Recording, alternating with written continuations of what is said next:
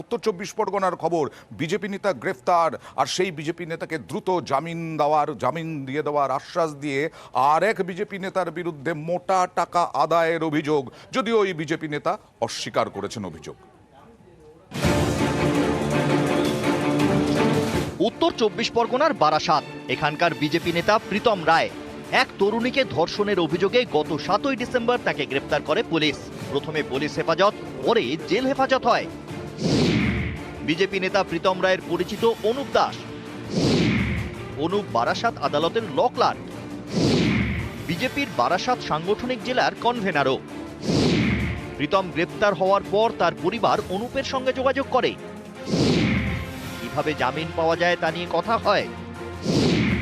অভিযোগ, দ্রুত জামিনের আশ্বাস দিয়ে প্রীতমের পরিবারের থেকে 42,000 টাকা নেন অনুপ। টাকা গিয়েছে, কিন্তু প্রীতম জামিন পাননি। এতে ক্ষুব্ধ তার পরিবার। বিজেপির রাজ্য দপ্তর এবং বিজেপির বারাসাত সাংগঠনিক জেলা সভাপতির কাছে তারা নালিশ জানিয়েছে।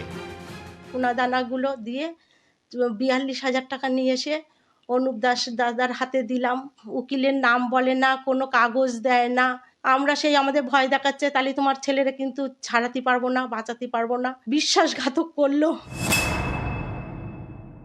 আমাদের তো কাজ করতেই হবে, অ্যাডভোকেটের ফিস আছে, সেই কারণে আমাদের তো পয়সা লাগবেই, টাকা লাগবেই, এটা স্বাভাবিক আছে। যে সমস্ত অভিযোগ করা হচ্ছে সম্পূর্ণ ভিত্তিহীন এবং চক্রান্ত করছে।